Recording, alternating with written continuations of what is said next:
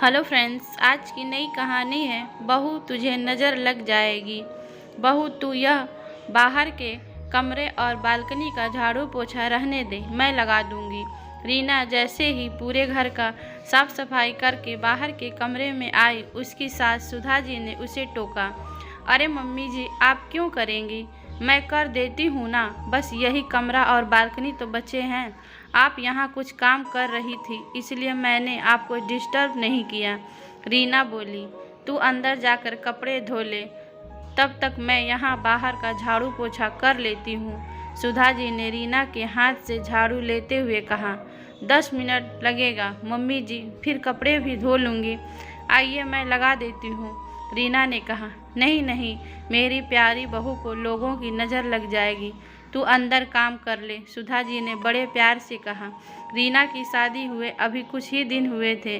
ससुराल में सास ससुर और ननद थे। उसके ससुराल में सब काम हाथ से ही करना होता था, जबकि रीना के मायके में यह सब काम करने के लिए काम वाले थे। फिर भी शादी के अगले दिन से ही रीना ने घर के कामों में सबकी मदद करनी शुरू कर दी थी। लाओ भाभी, बाहर बालकनी में मैं कपड़े सुखा देती हूँ। रीना जैसे ही सारे कपड़े धोकर उठी, उसकी ननद सरिता ने धुले हुए कपड़ों की बाल्टी लेने के लिए हाथ बढ़ाया।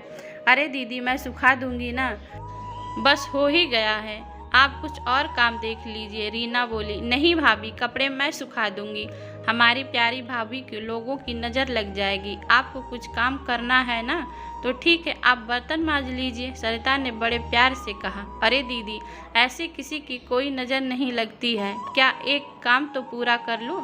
लाइए मैं सुखा देती हूँ, रीना ने आग्रह किया।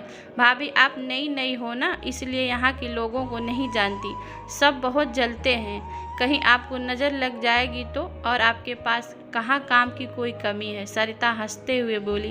पर दीदी, अपने पड़ोस में तो सब अपने ही रिश्तेदार रहते हैं ना, रीना ने आश्चर्य से कहा।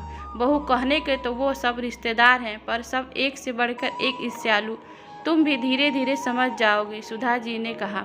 रीना ने चुपचाप सरिता को धुले हुए कपड़ों की बाल्टी दे दी और खुद आंगन में जूठे बर्तन मांजने बैठ गई। इसी तरह दिन बीतते गए। रीना अंदर से सब काम तो अकेले करती, और जब बाहर कुछ काम करने की नौबत आती तो कभी उसकी सास तो कभी ननद बड़े प्यार से नज़र लग जाएगी कहकर उसको वह काम करने से मना कर देती। उसने कई बार इस बारे में अपने पति ऋषि से बात करने की कोशिश की, पर हर बार वो हंसकर टाल देते थे। एक दिन दोपहर में रीना किचन का सारा काम निपटा रही थी, पीछे आंगन में बर्तन मांज रही थी कि सरिता ने उसे बुलाया। पड़ोस में रहने वाली कुछ महिलाएं मिलने आई थी।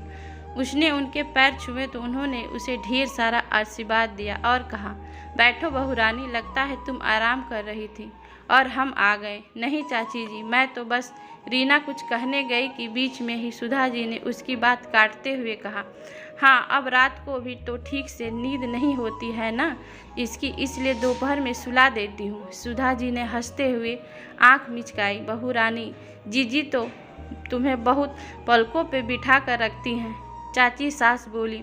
जी, रीना आश्चर्य से अपनी सास की ओर देखा। वह आगे कुछ और कहती कि सुधा जी बीच में ही बोल पड़ी, पूरी जिंदगी पड़ी है काम करने के लिए, अभी अभी तो ये आई है, कुछ दिन तो उसे खेलने खाने को मिले।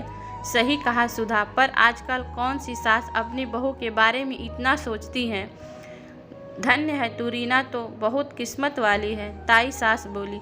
मैं तो हमेशा से ही इसको बोलती हूँ कि यही दिन है आराम करने के, फिर तो एक बार घर गृहस्थी में लग गई तो कहाँ का आराम। अभी तो वैसे भी मेरे साथ सरिता पूरा काम संभाल लेती ही है, सुधा जी ने मुस्कुराते हुए बोली। यह सुनते ही रीना स्तंभ रह गई।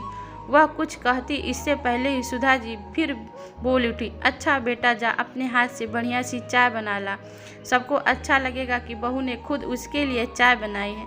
देख, चाय पत्ती शक्कर के डिब्बर वहीं रखे हैं, सरिता जा भाभी की मदद कर दे। सुधा जी ने ऐसे दिखाया जैसे रीना किचन में के बारे में कुछ पता ही ना हो। रीना को आघात लगा, पर वह किसी से कहती भी क्या। वह चुपचाप किचन में चाय बनाने चली गई। तभी उसको आवाज़ सुनाई दी, जीजी, बहू को अभी से इतना सिर पर चढ़ाकर मत रखो, बाद में आपको ही तकलीफ होगी। यह आजकल की लड़कियां अपने मन में से तो कोई काम करेंगी ही नहीं। नहीं छोटी, हम बहू का ध्यान रखेंगे तो वो भी हमारा आदर करेगी, ताई जी ने समझाया। पर भाभी जी, मैं तो रोज ही देखती हूँ कि बहू के आने के बाद भी झाड़ू पोछा जीजी ही करती हैं। यहाँ तक कि कपड़े सुखाने का छोटा सा काम भी वह महारानी नहीं करती। उनके घर के ठीक सामने रहती चाची सास बोली। यह सुनते ही रीना को लगा जैसे किसी ने उसके कानों में गरम गरम शीशा डाल दिया हो। उससे अब रहा नहीं गया। उसने सोचा, अगर अभी उसने सबके सामने सच नहीं कहा तो फिर वह शायद कभी नहीं कह पाएगी। बहुत मुश्किल से अपने आप को संयत करके वह चाय लेकर मुस्कुराते हुए आई। लीजिए, चाय के साथ गर्मा गर्म पकौड़े भी लीजिए। सुधा जी ने उसे गुस्से भरी नज़रों से देखा। अरे वाह, तुम तो बहुत होशियार हो बहू, चाय के साथ पकौड़े भी ले आई, ताई सास ने मुस्कुराते हुए कहा। हाँ, सरिता ने बनाए होंगे। सुधा जी से रहा नहीं गया। उन्हें शुरू से ही यह डर था कि संपन्न घर से आई रीना सबकी चहेती ना बन बैठे, और यही होने जा रहा था। नहीं मम्मी जी, मैंने ही बनाया है, हमेशा की तरह। आपको मेरे हाथ के पकौड़े बहुत पसंद है ना? रीना ने अपने शब्दों पर जोर देते हुए कहा। अरे वाह, तब तो फिर खाने ही पड़ेंगे, चाची सास ने कहा, और जल्दी से ही सारे पकौड़े खत्म हो गए। सच में बहुत ही स्वादिष्ट बने थे बहू, तेरे हाथ में तो जादू है, ताई सास ने तारीफ करते हुए कहा।